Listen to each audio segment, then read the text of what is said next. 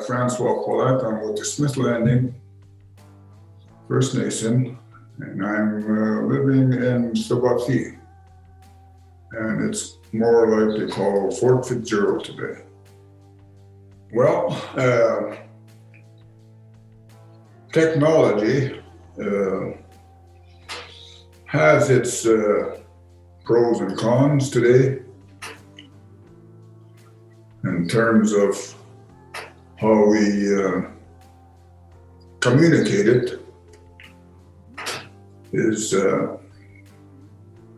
vastly different today from where indigenous people were before Columbus came here. One of the greatest skills that people had in the past was spiritual talk, communication. And not all people had that knowledge. And it was very effective. And of course, there was also communication of when people traveled the land, of how they made markings of their travels that gave other people that traveled there what was expected, what's ahead. And we had a language describing that.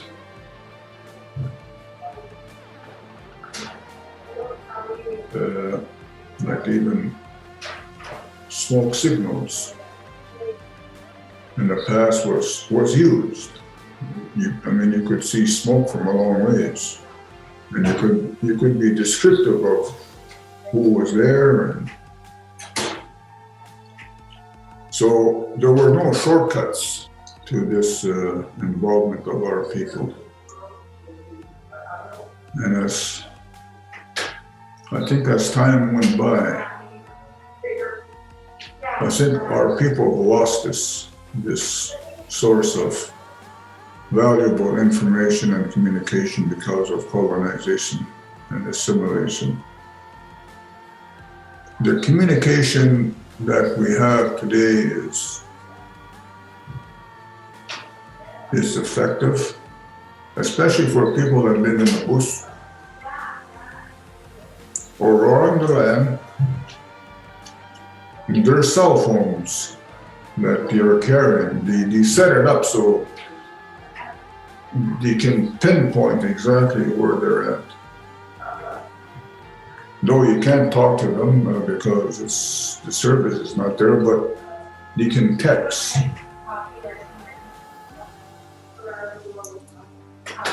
So my boys were able to text their families back home and where they're at. And because of GPS installed, they pretty much well know where they're at in the bush without verbally talking, unless you're on a two-way radio or a satellite phone. So I respected that form of communication for survival. Now this year I'm getting the boys each one of those phones or that connection that if they're on the land, because we're starting to spend more time on the land because of the pandemic. Those are all positive. But today, because sometimes iPad, cell phones, can become an addiction. I think there are good sides to it, but I think at the end it's more negative negative. Same with Facebook. And another good thing that is positive about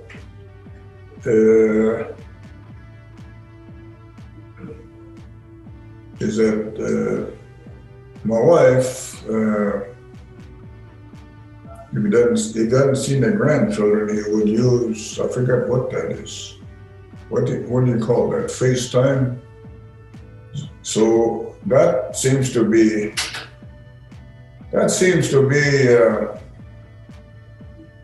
positive.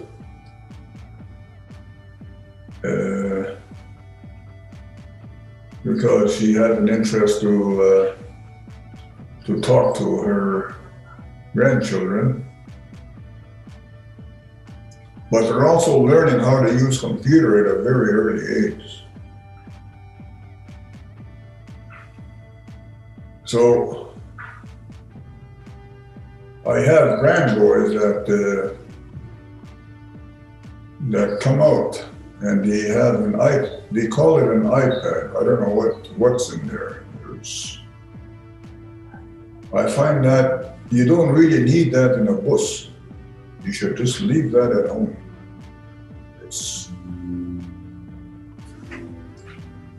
Because that kind of knowledge and what you're going to learn from the books, the one in the iPad is a cheaper form of knowledge. It's not the real thing.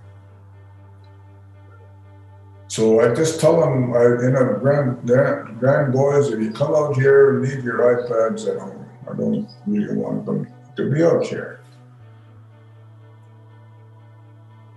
I remember setting rabbit snares with my grandchildren. And they're very tuned into that. So that kind of learning and teaching is that you cannot learn that in a computer or through iPad or whatever they're picking up.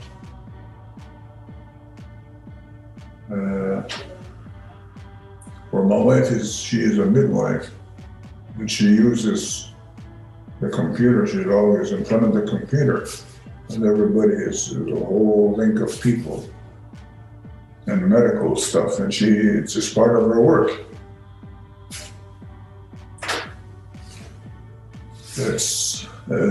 So I find that,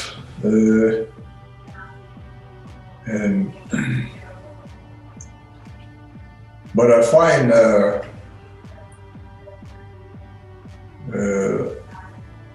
cell phones distracting. And I have a cell phone, it's just a little flip phone. And I only use this for people that call me. And or I will call them. But sometimes you would text me, but I don't text. So if they text me, their number shows up and I'll call them instead of texting them. So this is only what this phone is used for. But now people have cell phones that are very sophisticated. It's taken away valuable visiting time that I could have with my children. So the cell phone has it's like it's a tool. My wife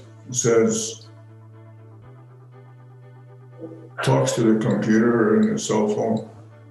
What's the weather like in Fort Smith? And they'll tell you. Or what is the score of that hockey game? And the computer will tell you.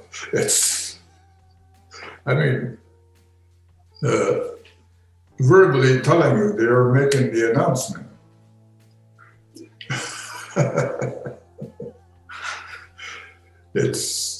So I find that amusing. Yeah, it's quite something.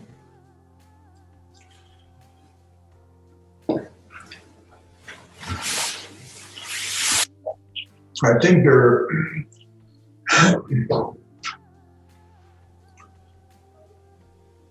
the work that is ahead of us, both in the traditional model and the Western model, we can create a balance between those two to empower our people, especially the youth. There is more to the cell phone. There is also this huge way of life and communication skills that we had through traditional knowledge,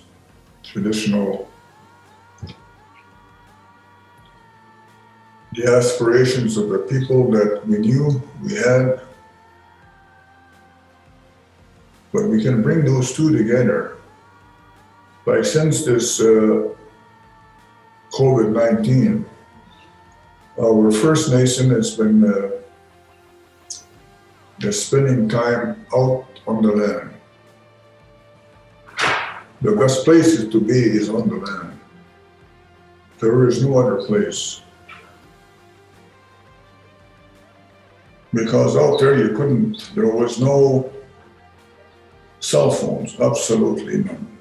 The only communication was this two-way satellite phone that we had for emergency use.